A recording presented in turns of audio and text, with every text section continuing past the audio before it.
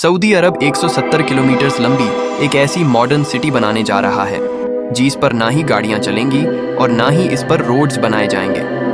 बिल्कुल सीधी लाइन में बनाया जाने वाला ये दुनिया का सबसे पहला और सबसे बड़ा शहर होने वाला है जिसको 2030 से पहले कंप्लीट करना सऊदी किंग और क्राउन प्रिंस का ख्वाब है। खुशामदीद नाजरीन, सऊदी रॉयल फैमिली दुनिया की अमीर तरीन फैमिलीज में शुमार की जाती है।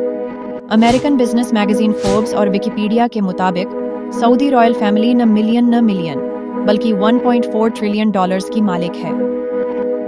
लोकल करेंसी में बात की जाए तो ये अमाउंट 55 खरब रुपयों के बराबर बनता है।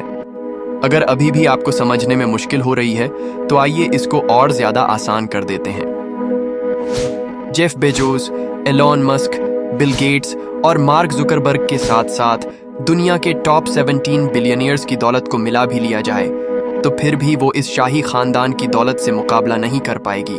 सऊदी अरब के शाही खानदान की दौलत का ज्यादातर हिस्सा इनको यहाँ से निकलने वाले आयल की बदौलत मिला। आयल निकलने से पहले सऊदी अरब सिर्फ रिलीजियस टूरिज्म पर डिपेंडेंट था, लेकिन 1938 में पहली बार यहाँ आयल व्याप्त हुआ और देखते ही देखते पूरे सऊदी किंगडम का नक्शा ही बदल गया। आज सऊदी अमेरिका के बाद दुनिया का दूसरा बड़ा आयल प्रोड्यूसर है जो सिर्फ एक दिन में 1000 से भी ज्यादा बैरल्स आयल प्रोड्यूस करके 85 कंट्रीज को सेल करता है। पर बैड न्यूज ये है कि ये सब कुछ हमेशा ऐसे नहीं चलने वाला। स्टैनफोर्ड यूनिवर्सिटी में की गई एक रिसर्च में साइंसदानों को सॉलिड एविडेंस मिले हैं कि जो क्रूड आयल हम पिछले 150 साल से इस्तेमाल कर रहे हैं वो अब जल्द खत्म होने वाला है। यानी जमीन के नीचे आयल रिसोर्सेज का दी एंड जल्द ही होने वाला है। रिसर्च में अंदाजन बताया गया है कि 2052 तक दुनिया से क्रूड आयल खत्म हो जाएगा। यहाँ उसकी क्वांटिटी इतनी कम रह जाएगी कि उसको निकालना प्रॉफिटेबल ही नहीं रहेगा। तो आखिर 2052 के बाद सऊदी किंगडम अपना गुजारा कैसे कर पाएगी? गुजारा तो शायद हो जाए, पर यह शाहाना लाइफस्टाइल कैसे बरकरार रहेगा? क्राउन प्रिंस मोहम्मद बिन सलमान ने अभी से ही सऊदी किंगडम को आयल की डिपेंडेंसी से हटाने का काम शुरू कर दिया है। दुबई की तरह अब सऊदी अरब भी वेस्टर्न टूरिज्म को प्रमोट कर रहा है और उसके लिए जो सिटी बनाई जा रही है वो दुबई से भी काफी ज्यादा एडवांस्ड होगी।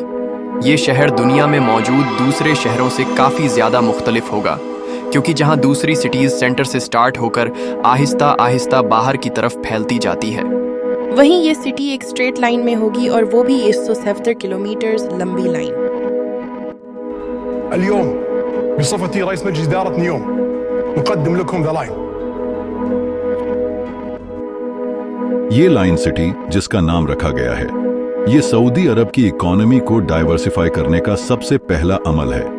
मोहम्मद बिन सलमान, जो सऊदी किंग सलमान बिन अब्दुल अजीज के बेटे हैं और जो अनऑफिशियली पूरी कंट्री को चला भी रहे हैं, उनके मास्टर प्लान में 2030 तक सऊदी को आयल की डिपेंडेंसी से हटाना भी शामिल है।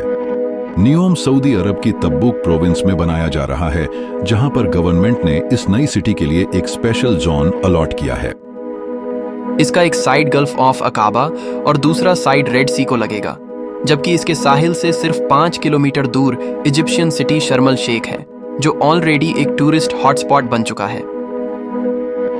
दोनों कंट्रीज के हुक्मरानों का प्लान है कि नियम और शर्म अल शेख को एक ब्रिज के जरिए भी कनेक्ट किया जाएगा, जिससे दोनों कंट्रीज को न सिर्फ टूरिज्म में फायदा होगा बल्कि दोनों के दरमियान इजराइल को बाईपास करके एक लैंड कनेक्शन भी बन जाएगा। सऊदी गवर्नमेंट की तरफ से नियम का जो नक्शा प्लान किया गया है वो वाकई काफी इंटरेस्टिंग है।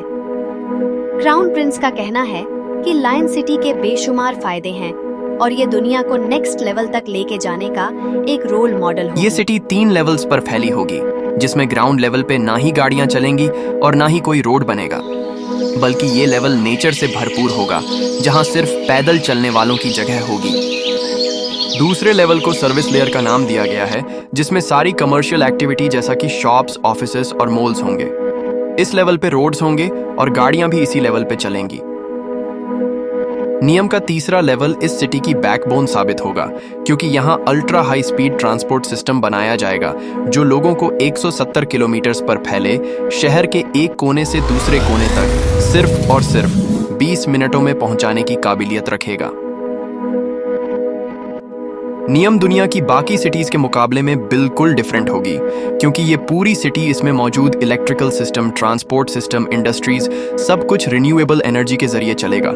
यानी जो आयल 2052 में खत्म होना है, नियम के लिए वो 2030 में ही खत्म हो जाएगा। ये लाइन सिटी जहां रेड सी के साहिल से गुजरेगी, वहीं इसका ज्यादातर हिस्सा 4,500 फीट ऊंचे पहाड़ों से भी गुजरेगा, और सऊदी गवर्नमेंट ने इस हिस्से को ट्रोजेना का नाम दिया है।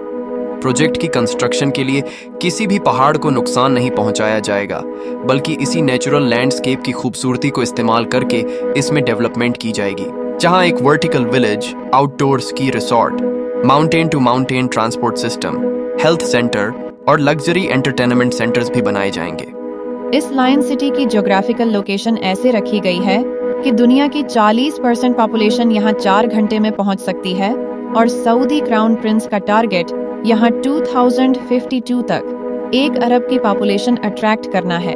अब जाहिर है इतनी एडवांस्ड और फ्यूचरिस्टिक सिटी पर खर्चा भी ठीक ठाक होगा। सऊदी गवर्नमेंट ने प्रोजेक्ट के लिए $500 बिलियन का बजट एलोकेट किया है, जो तकरीबन 87,500 अरब रुपए बनते हैं। अच्छी खबर यह है कि इस प्रोजेक्ट पर काम स्टार्ट हो चुका है। सबसे पहले तो यहाँ और कुछ हो ना हो, 8,000 एकड़ के एरिया पर फैले आलीशान रॉयल पैलेसेस और रॉयल स्वीट्स बनाए गए हैं। प्राइवेट बीच फ्रंट पर बने और बीच रेगिस्तान में हरे भरे लॉन से घिरे हुए। ये मेलाद सऊदी किंगडम के शाही खानदान की आरामगाह है, जिसमें बजहिर दिखने वाला ये प्राइवेट गोल्फ क्लब और 2 प्राइवेट आइलैंड्स भी हैं। इस पूरे एरिया को पैलेस का नाम दिया गया है, जहां पर 2 हेलीपैड भी मौजूद है। खैर, वापस चलते हैं प्रोजेक्ट की तरफ। सिटी के लिए एक रीजनल एयरपोर्ट भी बनाया गया है, जो कि 2019 से फुल्ली ऑपरेशनल है। लेकिन फिलबर्ग ये यहाँ कंस्ट्रक्शन टीम और दूसरे स्टाफ को सऊदी कैपिटल रियाद से नियम तक लाने के लिए इस्तेमाल होता है। सऊदी हुक्मरान जहाँ इस प्रोजेक्ट को लेकर बहुत सीरियस हैं, वहीं इनको बहुत सारे चैलेंजेस का सामना भी करना है। इनकी तरफ से ये दावा किया जा रहा है कि नियोम सिटी 100% रिन्यूएबल एनर्जी पर चलेगी। तो फिर सवाल ये है कि पीने का फ्रेश वाटर, जो अभी फॉसिल फ्यूएल के जरिए सी वाटर को फिल्टर करके इकट्ठा किया जाता है, वो बगैर फ्यूएल के कैसे मिलेगा? क्योंकि ये बात तो हम सबको मालूम है कि सऊदी अरेबिया में फ्रेश वाटर की कोई एक भी रिवर नहीं है। 1 अरब लोगों के लिए इलेक्ट्रिकल एप्लियंसेस 100% रिन्यूएबल एनर्जी पर ऑपरेट करने के लिए क्या कुछ करना पड़ेगा? और ग्रीन एनर्जी से चलने वाली अंडरग्राउंड है स्पीड ट्रेन्स इतना जल्दी कैसे तैयार हो पाएंगी? इन सब सवालों के जवाब बहुत सिंपल हैं। नियम में फ्रेश वाटर जनरेट करने के लिए एक नया मेथड अप्लाई किया जाएगा। ग्लास से बना एक बहुत बड़ा ग्लोब तैयार किया जा रहा है, जिसको सी वाटर से भरा जाएगा। सोलर मिरर्स के जरिए ग्लास ग्लोब्स को गर्म किया जाएगा, और जब अंदर का पानी गर्म होकर स्टीम और फिर वाटर वपोर में कन्वर्ट होगा, तो उसको पाइप्स के जरिए बाहर निकाल दिया जाएगा। नियोम के वाटर सेक्टर के CEO का मानना है कि इस तरीके से हर रोज 5,000 लीटर फ्रेश वाटर बनाया जा सकेगा। रिवर्स ऑस्मोसिस और डिसैलिनेशन जैसी मौजूदा टेक्नोलॉजीज के जरिए फ्रेश वाटर बनाने की कॉस्ट जहां 1,000 लीटर पर $8 बनती है, वहीं ये कॉस्ट सोलर डोम में 42% तक कम होकर सिर्फ 28 सेंट्स यानी RS28 रह जाएगी। अब बात करते हैं एनर्जी सेक्टर की। इस फ्यूचर मेगासिटी की इलेक्ट्रिसिटी डिमांड्स पूरी करने के लिए 100% रिन्यूएबल सोर्स को इस्तेमाल किया जाएगा। सऊदी अरब की लोकेशन के हिसाब से यहाँ ज्यादातर गर्मी रहती है, और गर्म इलाकों में विंड कंडीशंस ज्यादा बेहतर होती हैं। इसीलिए विंड टरबाइन और सोलर की मदद से नियम पर ऐसे प्लांट लगाए जाएंगे जो पानी और हवा को इलेक्ट्रोकेमिकल सेल के जरिए ग्रीन अमोनिया में कन्वर्ट करेंगे, जो कि एक बहुत इफेक्टिव फ्यूल है। नॉर्मल फ्यूएल को जब बर्न किया जाता है तो ऐसी गैसेस प्रोड्यूस होती है जो पी-एन-लूशेन का बायस बनती है, लेकिन ग्रीन अमोनिया या ग्रीन हाइड्रोजन 100% रिन्यूएबल एनर्जी से बनाया जाता है। इसी वजह से इसके बर्न होने पर नुकसानदेह गैसेस प्रोड्यूस नहीं होती। फॉसिल फ्यूएल की तरह ग्रीन अमोनिया को ट्रांसपोर्ट और स्टोर करना भी काफी आसान होता है। अब आ जाते हैं सबसे मेन सवाल पर, यानी अल्ट्रा हाई स्पीड ट्रेन्स, जो दुनिया में पहली बार प्रैक्टिकली नियम में इस्तेमाल होंगी। ये है स्पीड 440 किलोमीटर पर आवर से ट्रैवल करके सिर्फ 20 मिनटों के अंदर अंदर लाइन सिटी के एक कोने से दूसरे कोने तक पहुंचा सकेंगे। ये ट्रेन जीस टनल में चलेगी। वहां हैवी मैग्नेट लगे होंगे जो ग्रीन इलेक्ट्रिसिटी की मदद से ट्रेन को पुश या स्टॉप कर सकेंगे। साथ ही साथ ट्रेन स्टार्ट में तो व्हील पर चलेगी, लेकिन स्पीड अप होने के बाद इसके व्हील्स जमीन से 4 इंच ऊपर उठ जाएंगे और मैग्नेटिक फोर्स पर तैरती हुई ट्रेन सेम इलेक्ट्रिसिटी कंजम्पशन में ज्यादा फास्ट चल सकेगी।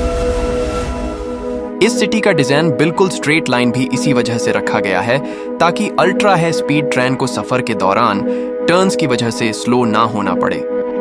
कई एक्सपर्ट्स का मानना है कि इस लेवल की फ्यूचर सिटी और इसमें यूज होने वाली टेक्नोलॉजीज को 2030 तक बनाना पॉसिबल नहीं है।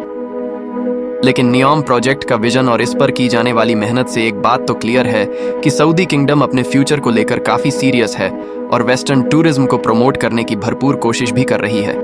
उम्मीद है आप लोग भरपूर लाइक और शेयर करेंगे। आप लोगों के प्यार भरे कमेंट्स का बेहद शुक्रिया। मिलते हैं अगली शानदार वीडियो में।